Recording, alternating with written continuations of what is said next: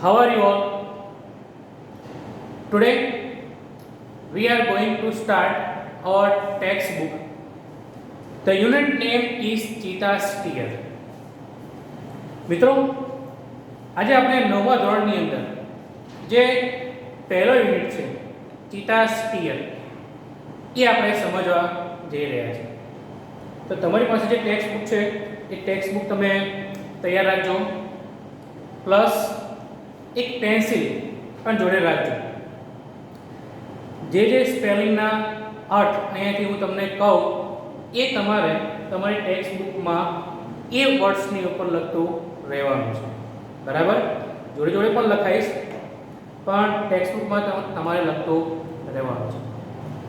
મિત્રો, ચીતા સ્ટીયર, ચીતાના આંસુ. તમને કદાચ નવાઈ લાગશે કે તમે કોઈ બાળકને રડતા જોયું હશે, કોઈ સ્ત્રીને રડતા જોયું હશે, પણ ક્યારેય કોઈ જનાવરને, કોઈ પ્રાણીને રડતા જોયું છે? તો મોટા ભાગનો જવાબ હશે કદાચ ના. તો આજનું જે ટાઇટલ છે ચીતા સ્ટીયર, ચીતાના આંસુ, એવું ટાઇટલ આપવાનું કારણ શું છે? તો એ પહેલા આપણે આ સ્ટોરીને સમજીએ કે આ લેસનની અંદર એક જુલુ નામનો હન્ટર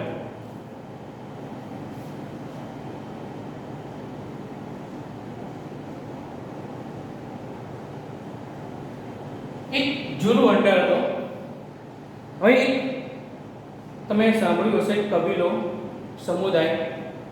તો જુલુ નામનો હન્ટર એક દિવસ એક વૃક્ષ નીચે બેઠો હતો અને એવામાં એની નજર સામે ઘાસના મેદાન ઉપર જે હરણ હતા, સુંદર હરણને જોયા. અને એ હરણ ત્યાં ચડતા હતા. એવામાં એક ફિમેલ ચીતા ઝાડીમાંથી ધીમે ધીમે એટલે કે જ્યારે કોઈ પ્રાણી, હિંસક પ્રાણી એનો શિકાર કરવા જાય છે એ પહેલાં જે પોઝિશન છે એ રીતે ક્રોલિંગ કરીને ચૂપચાપ આગળ વધે છે. આ બધું જુલુ હન્ટર એટલે કે એડી જેવું નામ હતું.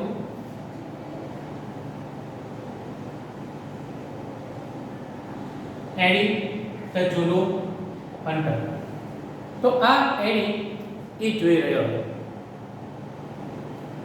હવે એણે જોયું કે ફિમેલ ચીતા ધીમે ધીમે એ હરણ ઉપર એટેક કરવાની તૈયારીમાં છે અને ત્યાં જ એના પર એટેક કરે છે, એને મારી નાખે છે અને એ શિકારને તે લઈ જાય છે. ત્યારબાદ જે ફિમેલ ચીતા હતા એના બચ્ચા અને ફિમેલ ચીતાએ એ પ્રાણીને એન્જોય કર્યો, એટલે કે એમને ખાવા લાગે છે. આ જોઈ એની આંખો ચમકવા લાગી. એને વિચાર આવ્યો કે મારે પણ કદાચ આના જેવો કોઈ શિકારી હોત તો હું પણ એને માત્ર ઓર્ડર જ આપત કે જા તું આ પ્રાણીને પકડી લો. જો આવું થાય તો કેટલું સરસ. હવે આવો વિચાર એ કરવા લાગે છે અને ત્યાં જ એના માઇન્ડમાં એક દુષ્ટ વિચાર આવે છે કે હું આ જે બચ્ચા છે એ બચ્ચામાંથી એકને હું પકડી લઉં અને એને હું તાલીમ આપું અને એ મારા માટે શિકાર કરે. પછી મારે શાંતિથી આરામથી બેસવાનું અને માત્ર ઓર્ડર જ કરવાનો. હવે આવો વિચાર કરતો હોય છે. એ પછી એ વિચારને અમલ કરવા માટે એ ફિમેલ ચીતા અને બાળકો જ્યાં જ્યાં જતા હતા એનો પીછો કર્યો. સાંજ પડે છે. ફિમેલ ચીતા એના બાળકોને ઝાડીઓની વચ્ચે સંતાડીને જતી હોય છે. હવે આ સમયનો ઉપયોગ કરી એડી એ બચ્ચાને પકડી લે છે. ત્યારે તે જોવે છે એ બચ્ચો એની સામે એક ચમકતી આંખો એની સામું જોવે છે. હવે એડી અહીંયા માત્ર એક જ બચ્ચાને પકડવા લાવ્યો છે, પણ સામે બે બચ્ચાને જોવે છે. એ બચ્ચાને જોઈ એને થાય છે કે એકથી ભલો દો, એટલે કે એકની જગ્યાએ બે શિકારી. હવે એ બંને બચ્ચાને એ જાળીમાં પકડીને પોતાના ઘરે લઈ જાય છે અને ત્યાં સંતાડી દે છે. આ બાજુ ફિમેલ ચિત્તા બચ્ચાની માં ત્યાં આવે છે અને જોવે છે તો બચ્ચા ત્યાં હતા. આ જોઈ એ ગુસ્સામાં ઠેકડા મારવા લાગે છે, ચીસો પાડવા લાગે છે અને આક્રમણ કરવા લાગે છે. આજુબાજુમાં સૂંઘે છે, જુએ છે, તપાસ કરે છે, પણ ક્યાંય પણ એના બચ્ચાનો અતપત્તો હતો નથી. હવે જોર જોરથી આક્રમણ કરવાને કારણે બાજુમાં રહેતો એક શનો નામનો એક ડાયો માણસ એનું આક્રમણ સાંભળે છે અને એને ખ્યાલ આવી જાય છે કે ખરેખર શું ઘટના બની હશે. એ ઝડપથી એડીને ત્યાં જાય છે અને કહે છે કે તું એક દુષ્ટ છું અને એક આળસુ શિકારી છું. અને કારણ કે એ કબીલામાં એડી એ સૌથી આળસુમાં આળસુ શિકારી હતો. ખરેખર જે શિકારી હોય એની આવડતથી, એની સ્કિલથી શિકાર કરવાનો હોય છે, પરંતુ એડી એવું કરતો ન હતો. એટલે એડી બાકીના જે કબીલાના લોકો હોય એને ભેગા કરી એની ઘરે જાય છે અને એ બચ્ચા લઈ લે છે અને એડીને ત્યાંથી કાઢી મૂકે છે. હવે સનનો જે આખા જંગલનો માહિતગાર હતો, પ્રાણીઓનો માહિતગાર હતો, બધી વાતનો એને ખ્યાલ આવી જતો હતો કે પેલું જે પ્રાણી છે એ શા કારણે રડે છે. હવે એ બચ્ચાને સનો પોતાના ખભા ઉપર મૂકીને જંગલમાં જાય છે અને એની માતાને એ બાળકો સોંપી દે છે. તો મિત્રો આ રીતની સ્ટોરી છે.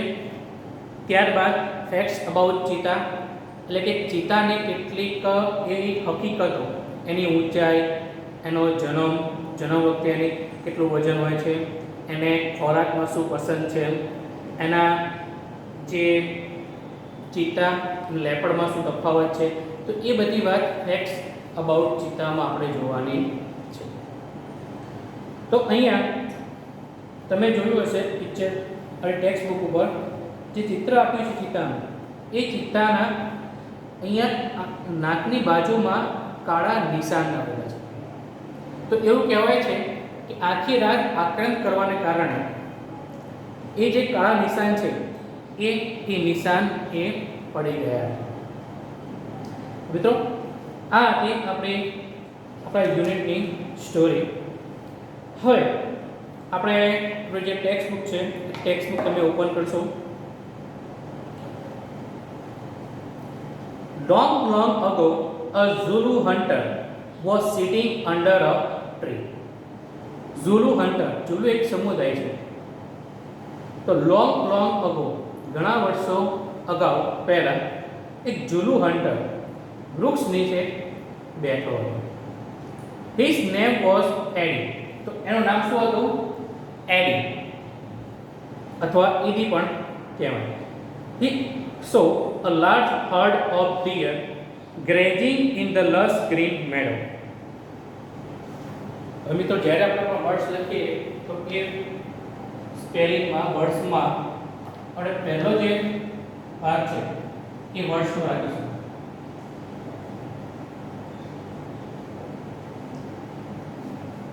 ત્યારબાદ પ્રોનાઉન્સિએશન,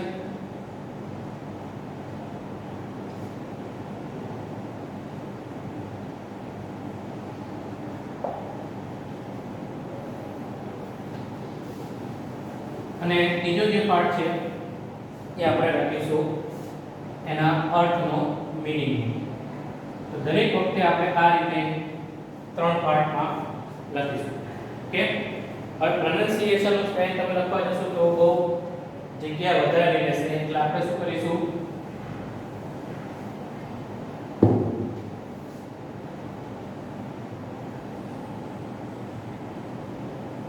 ટૂંકમાં લખી નાખશું પ્રોનાઉન, અને નીચે લખવું હોય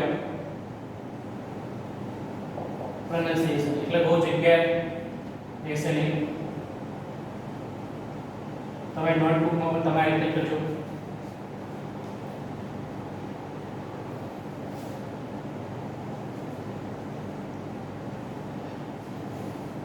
वो આપણો પહેલો વર્ડ છે હર્ડ, HERD, હર્ડ.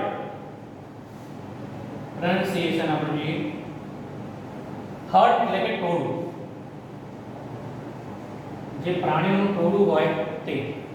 ત્યારબાદ ડિયર ગ્રેસિંગ. ડિયર એટલે તો આપણને ખબર છે હરણ અને ગ્રેઝ.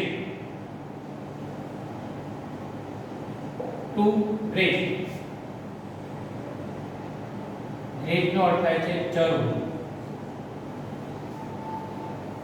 Grazing in the lush green. Lush green એટલે કે એકદમ કોમળ અને લીલું. મેડો એટલે એક પ્રકારનું ઘાસ જેને ગીરનું ઘાસ પણ કહેવામાં આવે છે.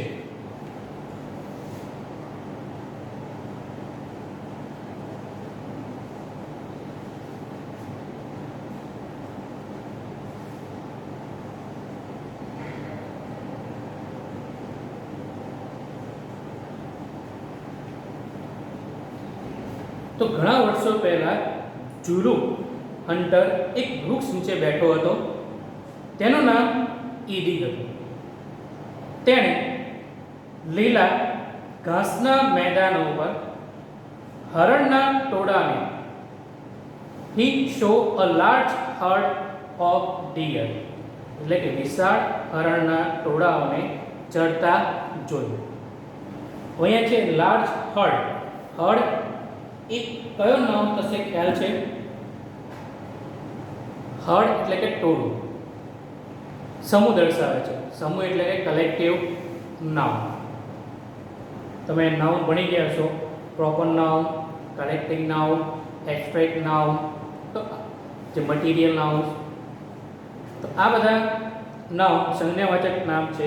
તો હર્ડ એ શું બતાવે છે? સમૂહ બતાવે છે. માટે એક કલેક્ટિવ નાઉન કહેવાય. He said to himself. તેણે તેની જાતને કહ્યું, These deer are really wonderful, but I have to run a lot to catch one of them. હવે વિદ્યાર્થી મિત્રો, આપણે પરીક્ષામાં એક પ્રશ્ન પૂછાય છે, Who said to whom? કોણે કોને કહ્યું? એટલે કે બોલનાર અને સાંભળનારનું નામ તમારે લખવાનું હોય છે. તમને એક વાક્ય આપેલું હશે ને એ વાક્ય બોલનાર કોણ છે અને કોને કહે છે એટલે કે સાંભળનાર કોણ છે. તો આવો પ્રશ્ન 2 થી 3 માર્કમાં પૂછાય છે. તો આવા જે વાક્યો છે એ તમારે ધ્યાનમાં રાખવાનું. અહીંયા તમે કીધું છે કે he said to himself. તેણે પોતાની જાતને કહ્યું, These deer are really wonderful. આ હરણ ખરેખર કેવા છે? અદ્ભુત છે. બટ પરંતુ I have to run a lot to catch one of them. I have to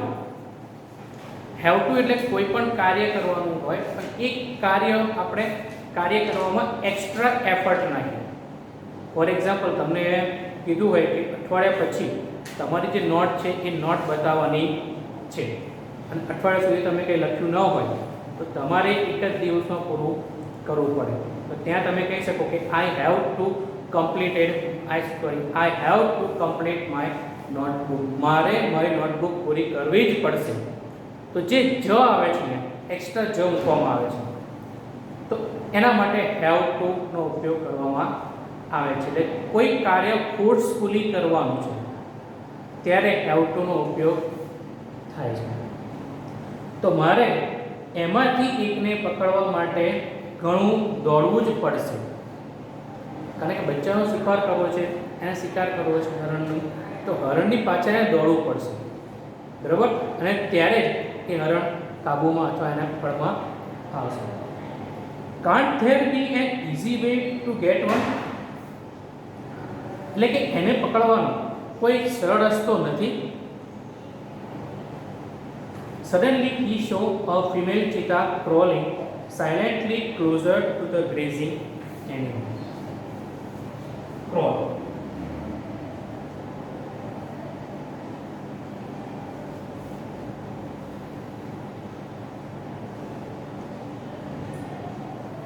Crawl એટલે કે સરળ.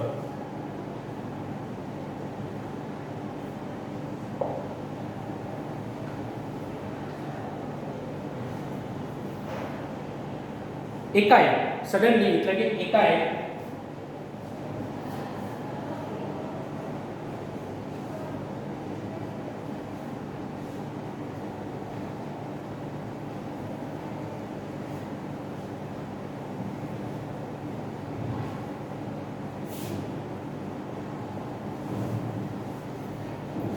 એકાએક તેણે એક માદા ચિત્તાને ચૂપચાપ જે પ્રાણીઓ ચરતા હતા તેની નજીક આવતા જોયા.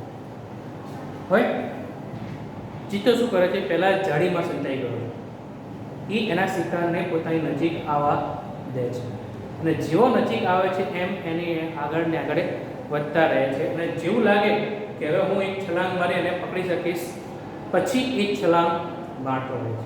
ત્યાં સુધી શું કરે છે? પોતાના જે પગ ઉપર હોય છે ધીમે ધીમે આગળ સરકતો હોય છે. તો ક્રોલિંગ એટલે કે સરકવું, સાયલેન્ટલી ચૂપચાપ, ક્લોઝ એટલે નજીક, એટલે કે ચડતા પ્રાણીની નજીક ચૂપચાપ તે સરકે. કેમ? He left and caught a deer. અહીંયા લેફ્ટ એ શું છે? લીપનું કૂદકાનું રૂપ છે. લીપ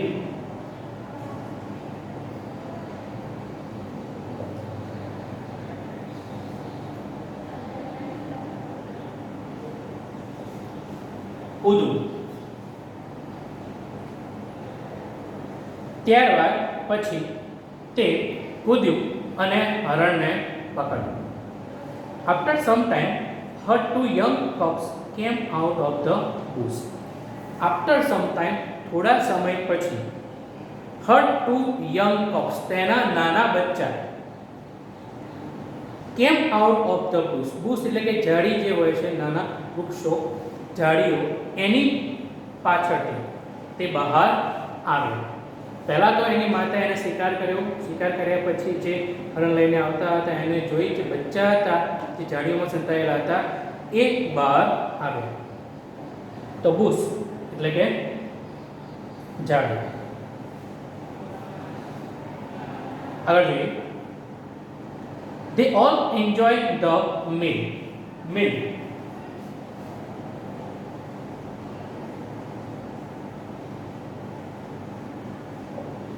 એટલે ખોરાક.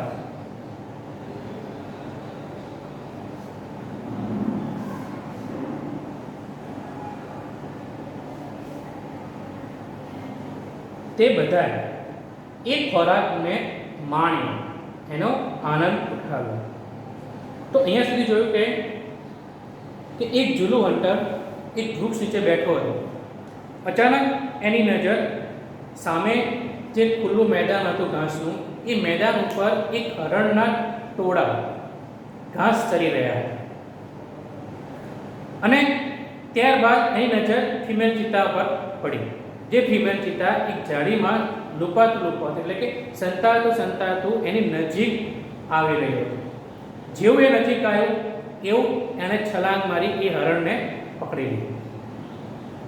હવે એના બચ્ચા જે ઝાડીઓમાં છુપાયેલા હતા એ બહાર આવ્યા અને એ બધાએ એક સાથે જે એની માતાએ શિકાર કર્યો હતો એનો આનંદ માણ્યો. તો આગળ જોઈએ. એડીસ આઈસ બ્રાઇટન. બ્રાઇટ એટલે ચમકવું. એડીની જે આંખો હતી ચમકવા લાગી, એને નવાઈ લાગી. તો બ્રાઇટનનો અર્થ લખજો ચમકવું.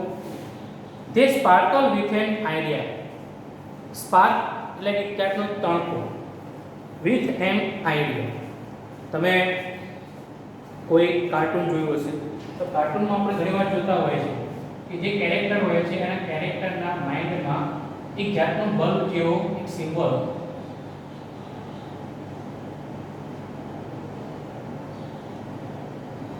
એમાં લો કે આ કેરેક્ટર છે, તો એના માઇન્ડમાં એક આવો વિચાર, એક બલ્બ જોવા મળે છે.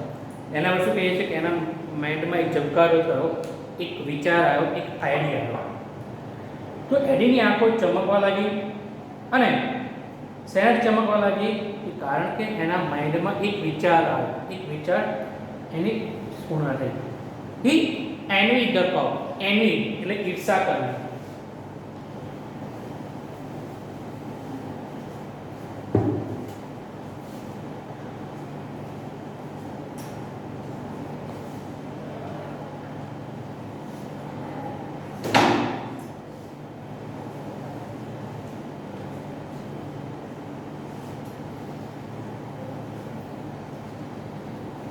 ઈર્ષા કરવી. તો તેને બચ્ચાઓની ઈર્ષા થઈ. Can I be lucky as this beautiful cups? શું હું આ જે સુંદર બચ્ચાઓ છે એમના જેવો નસીબદાર બની શકું? કારણ કે બચ્ચાઓને કંઈ પણ કરવાનું હતું નહીં. એની માતાએ શિકાર કર્યો અને એ શિકાર બચ્ચાને ખાવા મળ્યો. એટલે પોતાની જાતને વિચાર કરવા લાગ્યો કે કાશ મારે પણ આના જેવો શિકારી હોય કે જે મારા માટે શિકાર કરીને લાવે, તો મારે એ પ્રાણી પાછળ દોડવું પડે નહીં. આગળ, they got their food without any effort એટલે કે પ્રયત્ન. તેઓએ કોઈ પણ જાતના પ્રયત્ન વગર તેઓનો ખોરાક મેળવ્યો. Can I have a hunter like their mother? Hunter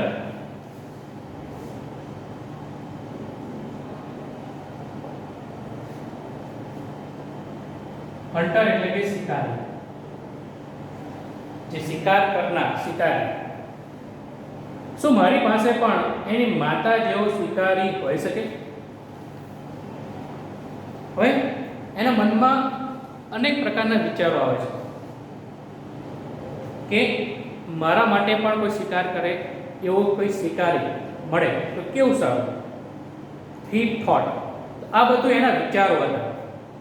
કારણ કે ફિમેલ ચેતાનો શિકાર કરતા જોયો, એ શિકાર એના બચ્ચાઓએ ખાધો કોઈ પણ જાતના પ્રયત્નો વગર. પછી અડીને વિચાર આવ્યો કે કાશ મારે પણ આવું હોત તો મારે પણ કોઈ પણ જાતની મહેનત કરવી પડે નહીં અને માત્ર ઓર્ડર કરો અને મને મારો ભોજન મળી જાય. He decided to catch young cub and train it to hunt for him. અહીંયા cub, CUB, cub એટલે કે બચ્ચું. Train it to hunt. Hunt એટલે શિકાર કરો. Hunter એટલે શિકારી અને to hunt. To hunt એટલે કે શિકાર.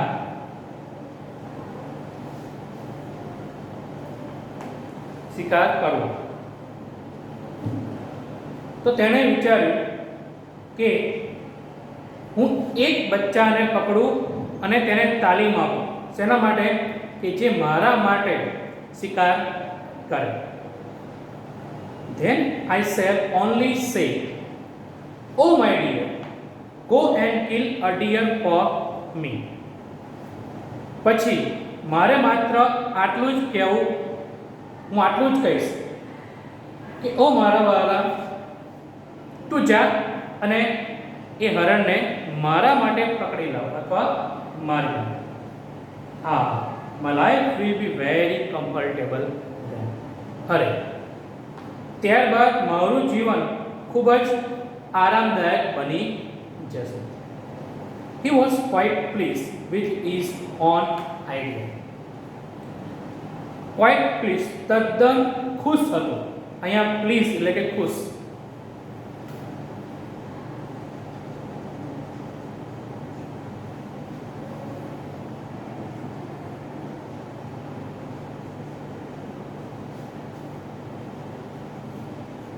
અહીંયા પ્લીઝ એટલે એનો અર્થ લેવાનો છે ખુશ. તે તેના વિચારથી, પોતાના વિચારથી તદ્દન ખુશ હતો. હવે હમણાં મેં વાત કરી કે આપણે પરીક્ષાની અંદર હુ સેડ ટુ whom એવો પ્રશ્ન પૂછાય છે. તમને કોઈ પણ એક લાઈન આપી દીધી હશે, તમારે કહેવાનું કે ખાલી જગ્યા સેડ ટુ ખાલી જગ્યા, કોણે કોને કહ્યું. For example,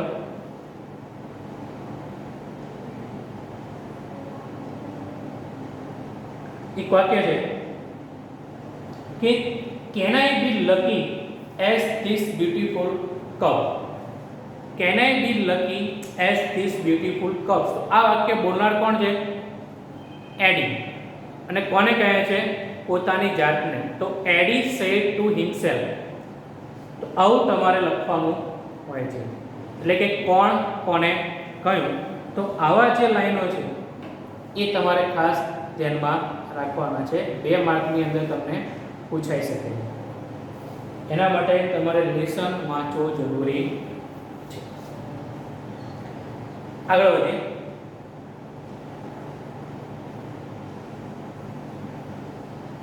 He decided to follow cow and steal one. હવે એને નક્કી કરી નાખ્યું કે મારે પણ આવો એક શિકારી જોઈએ છે. અને જો શિકારી એને મળી જાય તો એની લાઈફ કેવી બની જશે? ખૂબ જ કમ્ફર્ટેબલ બની જશે, ખૂબ જ આરામદાયક બની જશે. અને માટે તેણે નક્કી કર્યું બચ્ચાઓનો ફોલો કરવાનો એન્ડ સ્ટીલ વન. સ્ટીલ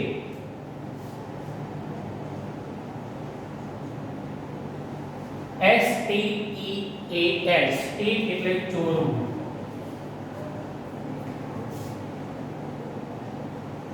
એનું ભૂતકાળ થાય છે સ્ટોલ અને ભૂતપદ સ્ટોલન.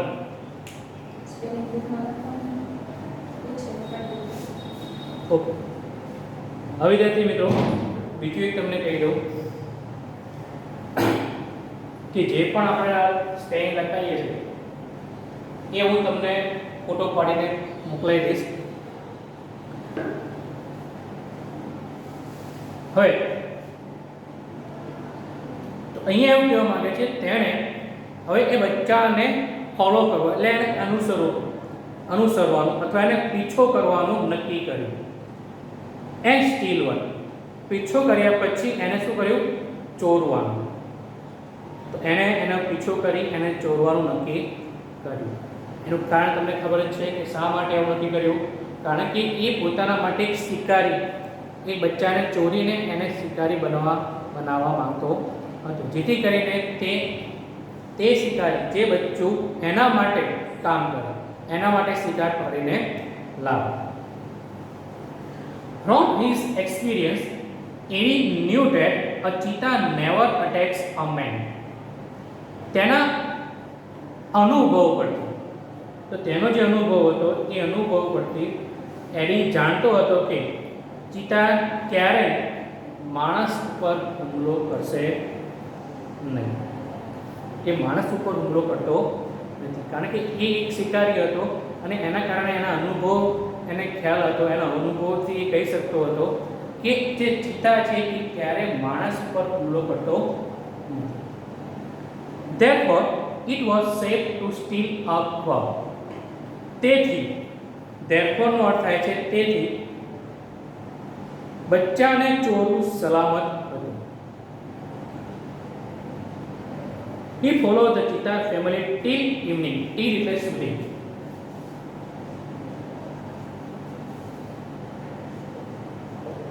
till એટલે સુધી, સાંજ સુધી તેણે એ ફેમિલીનો પીછો કર્યો. At the sunset, sunset એટલે સૂર્યાસ્ત,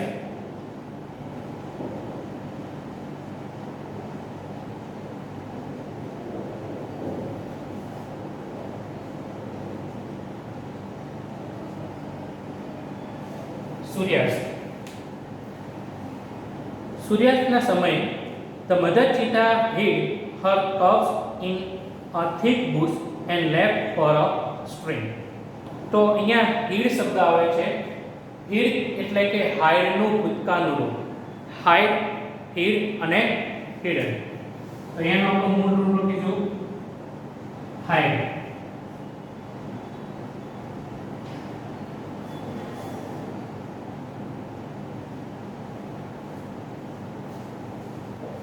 સંતાડવું. ત્યારબાદ આપણો એક શબ્દ આવે છે થીક એટલે ગાઢ.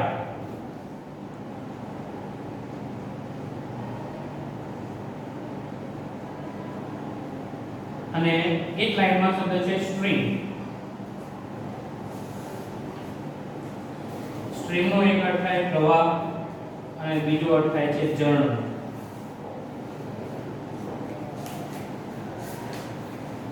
તો at the sunset the mother cheetah hid her cub. માતા ચિતાએ તેઓના બચ્ચાઓને સંતાડ્યા. ક્યાં સંતાડ્યા? in a thick bush. એક ગાઢ ઝાડીઓ હતી તેમાં. and left for a stream. અને ઝરણા તરફ ગઈ.